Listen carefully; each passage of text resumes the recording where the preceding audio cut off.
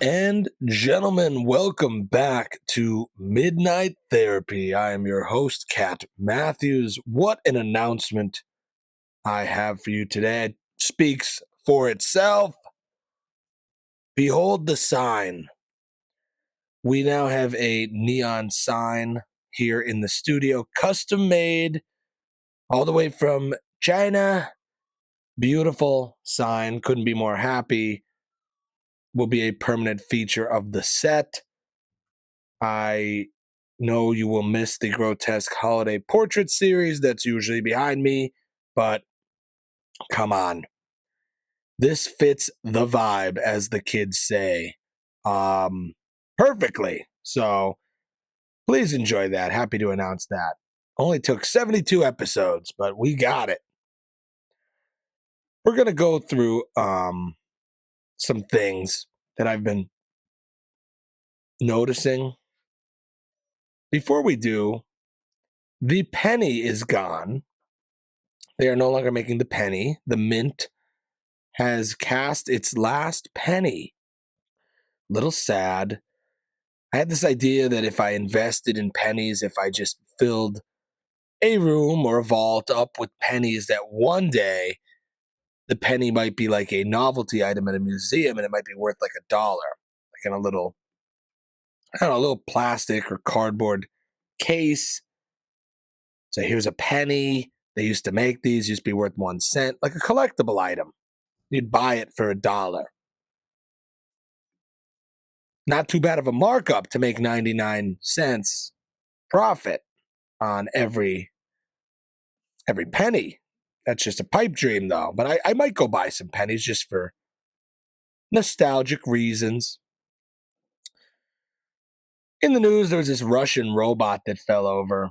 I'm not going to keep telling you the same news stories. You've probably seen it. They're trying this AI robot, and it fell over. Kind of funny. These guys were going to take over the world not too long ago. The Russians, remember the war with Ukraine? They were going to take over the world.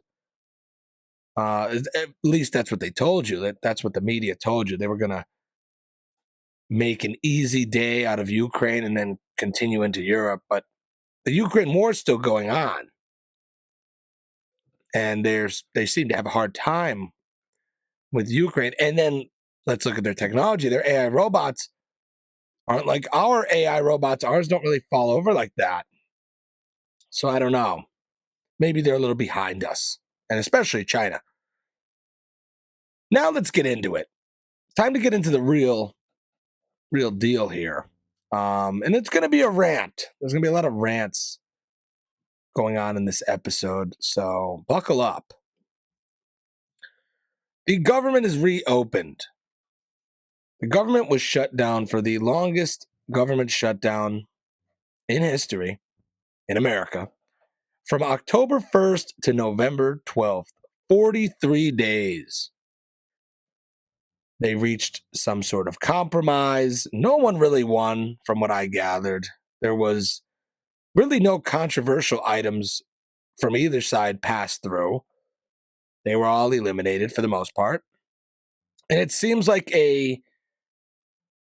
this was nothing but a grandiose waste of time. Maybe a political stunt, who knows? Schumer got a lot of backlash. He voted against the bill that would have reopened the government. Some were even asking for him to step down. They might still be asking for him to step down. But ultimately, Trump signed the funding bill that ended this shutdown. Great. That was such a big issue. People were talking about the shutdown and SNAP benefits and this and that, and the air traffic controllers coming in, not getting paid, mandatory overtime, all this stuff. Poof, it's gone. Just like that, everybody forgets. However, this government reopening has been overshadowed by a bigger news story, in my opinion, that involves a man named Jeffrey Epstein, a dead man named Jeffrey Epstein, who's pretty infamous. We all know who he is, the monster. And on November 12th, The exact day that the government reopened, the Democratic House Oversight Committee released these emails from Epstein's estate. Now, a couple questions. Why now? Why not earlier? Why not during the previous election? What are they trying to gain from these emails being released? All that is worth pondering. But let's get down to what these emails were. These are emails of Jeffrey Epstein, and for the most part, talking to his brother. I think it's Mark Epstein. I don't know about that, but he's talking in these emails about Donald Trump, and he's talking about Donald Trump often. Now, there's only so much you could say. Some people are saying they're fake.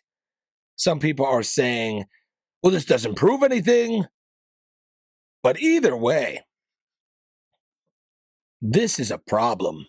Do you understand that this is a problem? I'm going to tell you why it's a problem.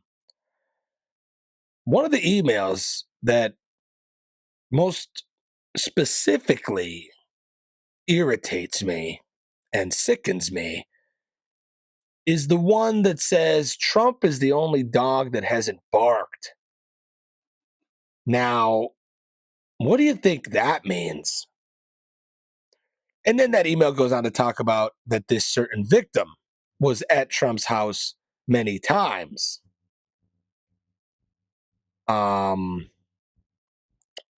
Epstein also said Trump is very dangerous and he is the worst person he has ever dealt with.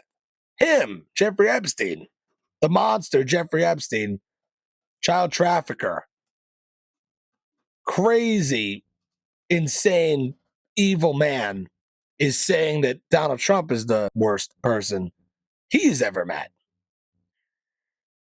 Now, again, these aren't confirmed yet. There's no one's being charged yet. And nothing's really happening with these yet. But the fact that a victim of Jeffrey Epstein was at Donald Trump's house, and Jeffrey Epstein is conversing about the fact that Donald Trump is the only dog that hasn't barked during the election cycle and during the time Trump's president in some of these emails, or near it. Let's say near it. I think these emails were going on during his presidency or during the campaign, but some of these might have been from 2011. Either way, the fact that this conversation's going on, I think is enough. I think it's enough for you to understand what's going on. That Trump, unfortunately, to all the people that love Trump, is no different than any of them. Trump is one of them, is what I'm gathering. Trump is on the list, and he's probably a big part of the list, is what I'm gathering. Do I know? I don't know.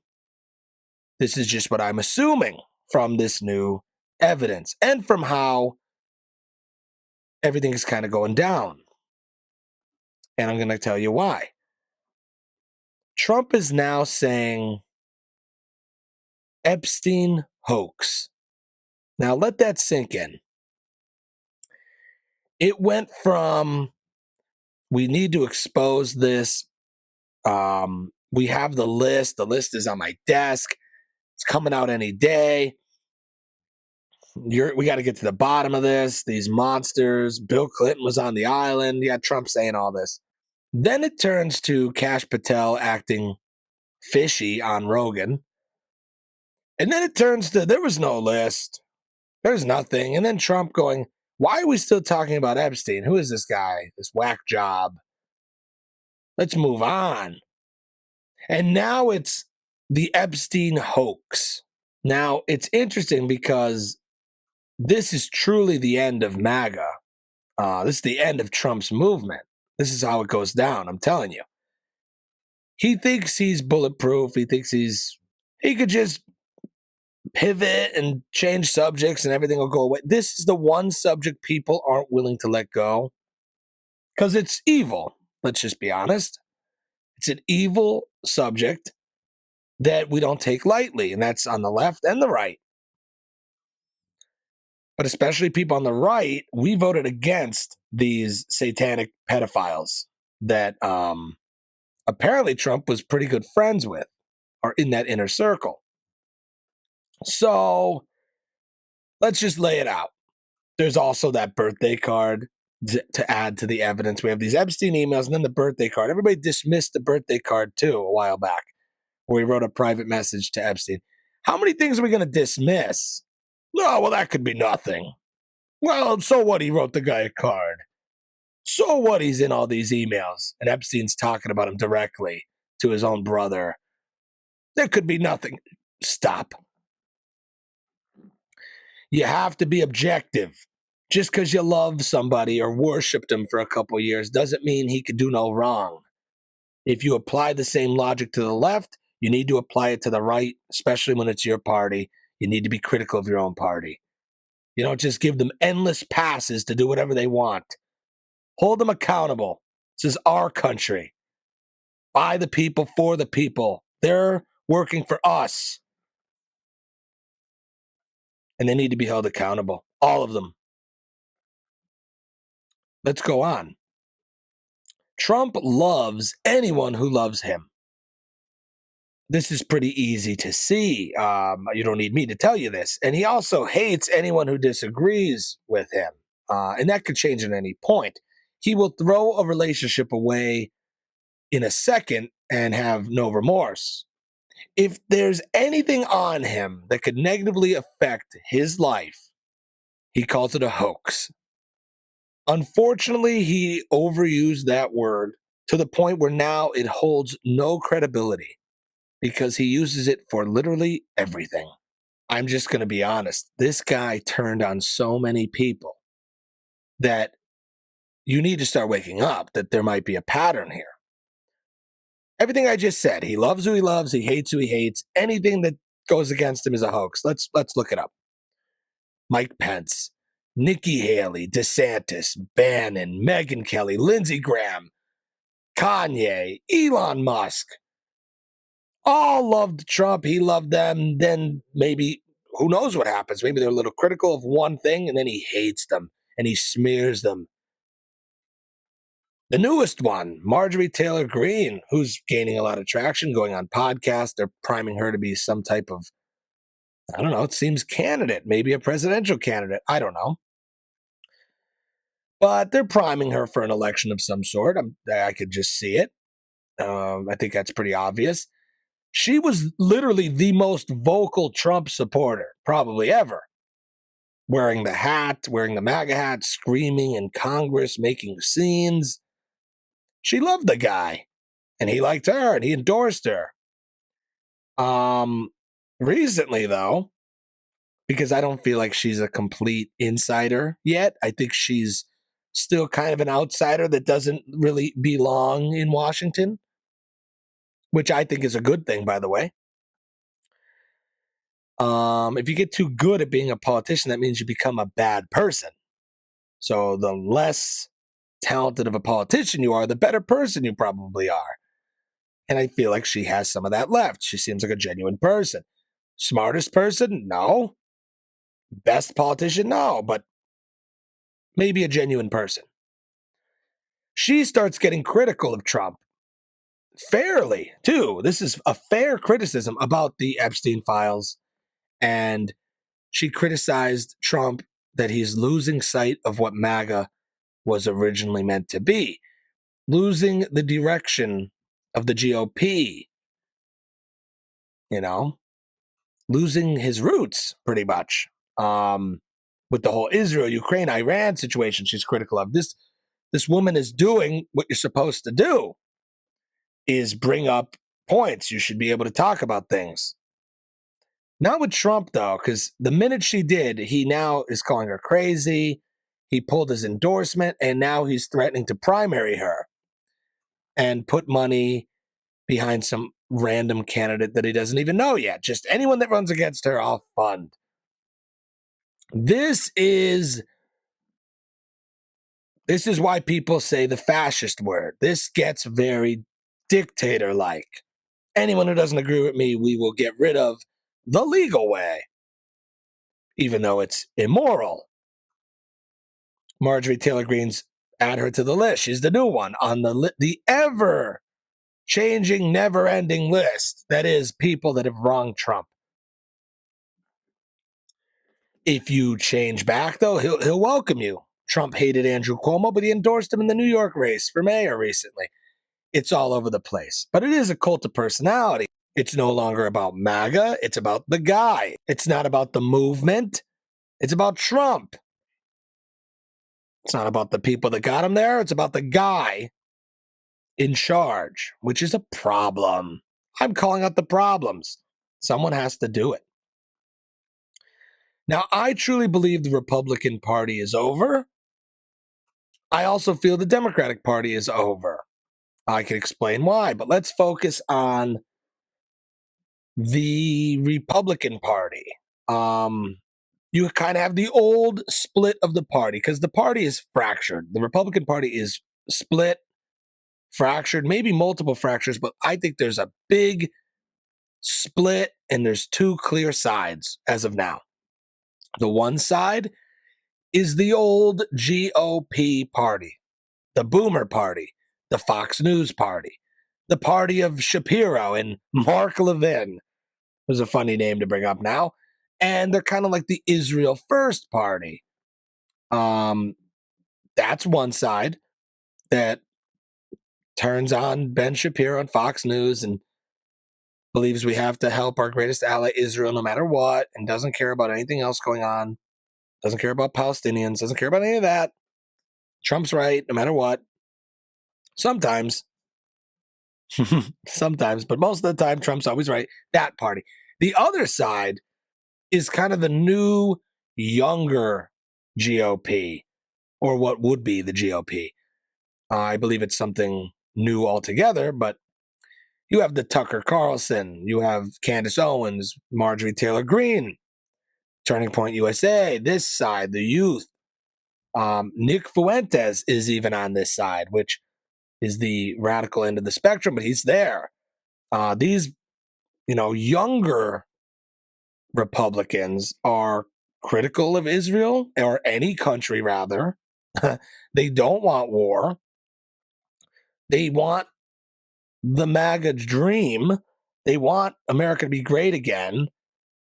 They want the middle class to be built up. They want jobs to be here. But they know it's not happening under Trump.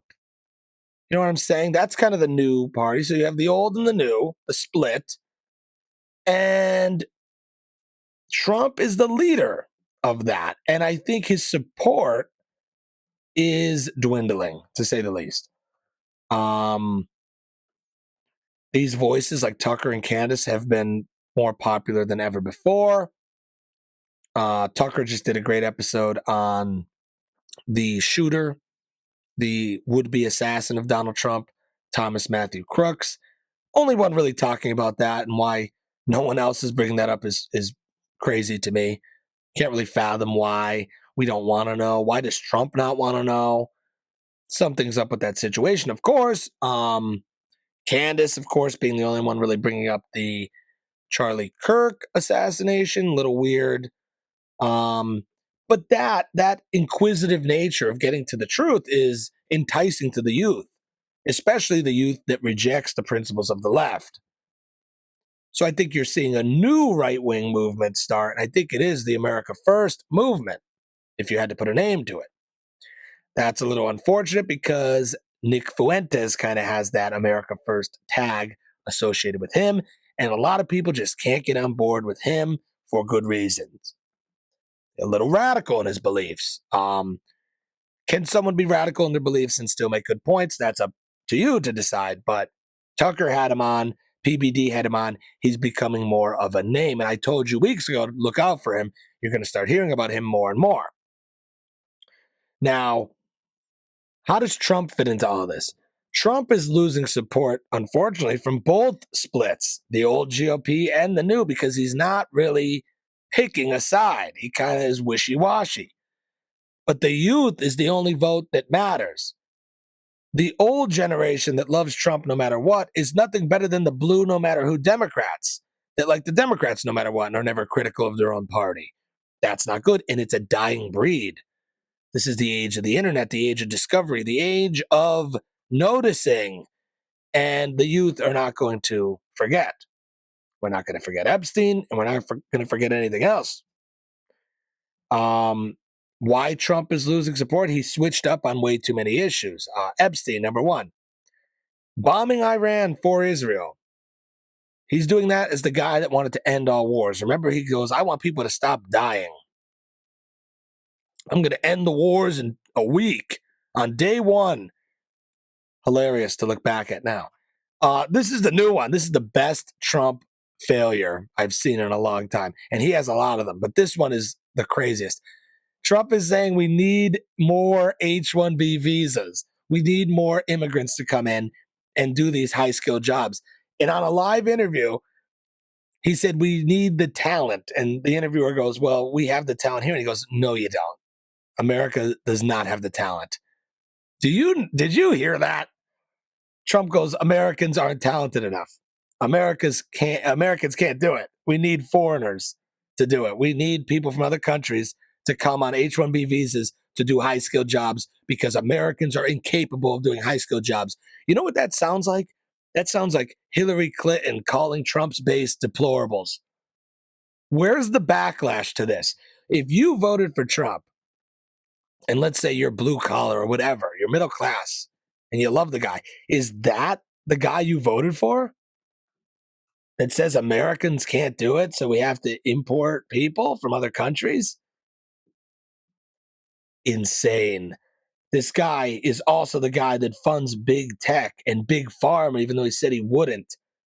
50-year mortgages they're proposing and 15-year car loans. They want us to be slaves to interest. And we don't even see it. It's literally the you will own nothing and be happy prophecy that was from the left being implemented by the right. As far as Big Pharma goes, he brought RFK in. Everybody had high hopes. RFK has this big announcement. They book a TV spot. Everybody's watching. And he says, Tylenol causes autism. And by 2 days later, they took that back. And he backpedaled that claim for nothing. Nothing has happened in this administration that benefited anyone. The country's not doing any better. In fact, I would argue it's doing far worse. There's no new plan for healthcare. Trump was president twice. He's been in the political landscape for over 10 years now. Still no plan. Concept of a plan, but no plan. But he was ready to get rid of the current plan. So if you got a tax credit or a subsidy for your health care, which a lot of people do with this government shutdown, he was willing to get rid of all of that, just so you know. And if he got his way, anyone that had government health care through the marketplace or anything like that, you would be paying triple. Keep that in mind. I thought this was about the middle class and Americans having health care and Americans having rights and America first. But instead, it's H-1B visas, foreign wars, and investing with the big tech and big pharma oligarchs that run this world. That's who he's aligning with. Keep that in mind. Sent billions to other countries for foreign wars. Sent billions to these big tech companies like Palantir that wants to do an AI database on all people. Is that what we voted for? I'm telling you. Now, as always, the left is no better, but the left is already done. That party has been over. This was the party of communism and Marxist values. Universities indoctrinating people for I don't know how long. DEI, no borders, open borders, mass migration, exporting of jobs, pro-regulation. They wish for people to depend on the government for every aspect of their life. They control the media and Hollywood and entertainment. They come up with these social and gender theories and push the divisiveness and push all these negative things. Like we know that party. We know that party. And that party failed because they stand for nothing that will actually do anything. They try to go for your emotions and they want you to remember the forgotten man and think about equity and inclusion and all this stuff, which is great, but they really don't have any plans. That's the thing. Their big plan recently was we are not Trump. But if you remember the nightmare that Kamala Harris was, it was we're going to give you a free house, we're going to give you free child care. And like, of course, that was never going to happen. That's like a Mandami plan in New York City. You promise everything and then you get in, you give nothing. And that's the Democrat playbook. And it's Trump bad. And people agree with that. And well, what about these forgotten people? And what about that single mother that can't pay for her food? And it appeals to the emotions and you feel bad and you vote for that. And that's fine. But that party's been long dead after the Joe Biden Kamala Harris fiasco. That really finished it. That finished the Democratic Party, and they still have no one to this day. There's no obvious front runner that they're going to put in there as a candidate for 2028. They had some victories recently in this past election, but I don't think that's indicative of any sort of real change. I think it's just we hate Trump, and people go, yeah. So what happens? I couldn't tell you, but I don't think the two-party system is going to exist anymore. I think people are sick of the left and they're sick of the right, and Trump failing his own base is not going to make his base suddenly move over and be Democrats now. Not one person critical of Trump is going to say, all right, well, I guess I'm going to go vote blue. No way. But they're going to need to find a home. And they're frustrated and angered, and it's a dangerous time because they're going to cling to somebody that they feel represents them and is speaking to them. And this might be a repeat of last century because this is exactly what's going on. History repeats itself and it is repeating itself. We are in the 20s. Keep that in mind. We're in the mid 20s. We already had our pandemic. We already had our recession. One thing we're missing is that world war. And I don't want to see it happen. But when people feel betrayed and lost, and when they feel that their country is to a point of no return, they get desperate. And they're going to cling to ideas that resonate with them. It is easier to trick a person than to convince them that they've been tricked. And a lot of people are waking up, and a lot of people, let's say, that support Trump that are watching this are like, oh man, they got you. You stay loyal to the cause. No, you're just not there yet. I guarantee you're going to get there, though. I guarantee in a couple weeks or months, you're going to say, okay, I really can't get past that. Now, like I said, don't think I'm siding with the left here and I'm out with a no king sign protesting. I'm not. I'm right down the middle, but I have to be critical of all parties, and I'm very critical of the left, and I have to be very critical of the right. The right is the one in command. And Trump, as of today, unless something changes, is completely compromised and is losing his own movement. He is losing support minute by minute. And if you can't see that, you got to take those Trump colored glasses off, those orange colored glasses, and have a sip of coffee and say, wait a minute, this really doesn't make sense. And this really isn't what I voted for. And that's okay. At the time, it made sense. At the time, of course, it made sense. I get why people didn't vote for Kamala Harris. It makes perfect sense. But he's not delivering on his promises, and you know this. You know this. I know for me, I voted for Donald Trump in 2016. I voted for the rich, charismatic outsider that wasn't bought and sold, that couldn't be bought and sold, that combated the corrupt system, that spoke to the forgotten and the middle class, and had aspirations to make this country great. That guy that exposed the fake news, that exposed wrongdoings, that said the truth, that guy is who we voted for, and that's not who we have now. Now we have not an outsider, but an actual insider, the head of the inside. He's like somebody that overtook the throne and then got comfortable sitting in it and kept all the staff of the castle. And he goes, oh, I'm the king now. It's crazy. 2016 candidate Trump is not 2024 President Trump number 47. They are not the same people. Anyone on the global stage is compromised. Remember that. If you're seeing them, they're part of your life, they're part of the zeitgeist, they are bought and sold. They comply or they die. That's how it is. Trump's no different. But the youth has never been more involved. They've never been paying attention more to politics. Maybe it's because of social media, TikTok, who knows? Maybe you can't get away with as much as you did in the past. But anyways, they're involved. And when the youth is involved in politics and they care about politics, that's usually a sign of a revolution, as far as history goes, if you pay attention. So now what? What if Trump was involved with Epstein? And that's definitively true.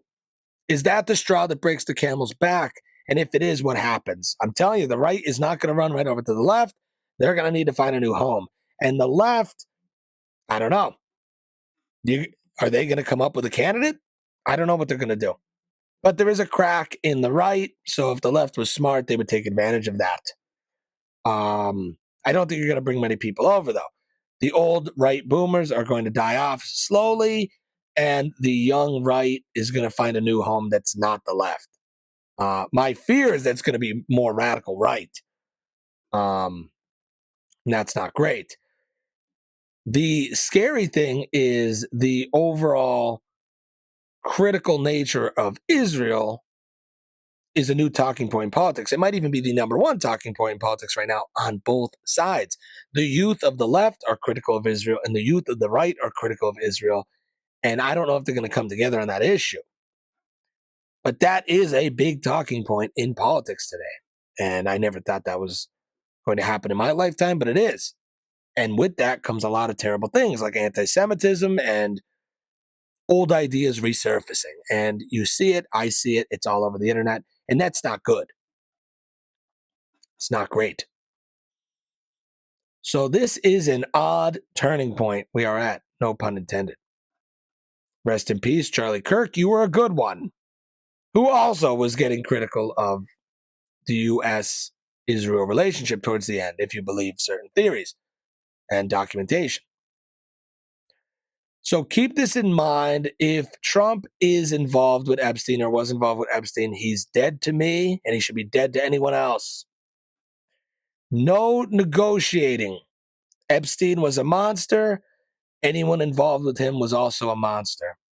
And if it happens to be the person you like, you must apply the same logic objectively to them, even if it's your favorite person. So keep that in mind, people on the right. Stay objective, stay critical thinkers. That's all I could say. I'm disgusted. I don't know where it's going to go. I don't know what the course of America is going to go. I think the fate is unpredictable of the country, but I don't think this is good. I think it's actually very, very bad. Sorry for the rant, sorry for the negativity, but these are giant stories. Somebody has to cover them. Why not the cowboy in the basement? Remember, I'm not bought and sold, and I'm not compromised. You're getting it right out of my mind. Just my honest thoughts. And what do I know? I don't know anything. I'm just telling you my opinions and my thoughts. I don't know anything. I don't claim anything either. These are just my opinions. And if you have differing opinions, comment or do your own podcast and say them. That's all I would say. But this is mine. This is my thoughts. And I could be wrong, and I probably am wrong, but this is what I'm thinking and not liking it. This show is brought to you in part by Jack's Pub and Eatery, Three Saints Barbershop, located in historic downtown Jessup, Pennsylvania. Also, Tusk, Scranton, and Picardo Jewelers. Please enjoy the neon sign. I'll be back hopefully with some good news and some fun stories next week, but these are dark times. It is going to be a glorious Sunday. It is Saturday now. This episode might release Saturday, maybe Sunday. Either way, it's the weekend. Enjoy it. Have a crab cake. Show this podcast to your grandma. And as always, stay curious, my friends. Good night.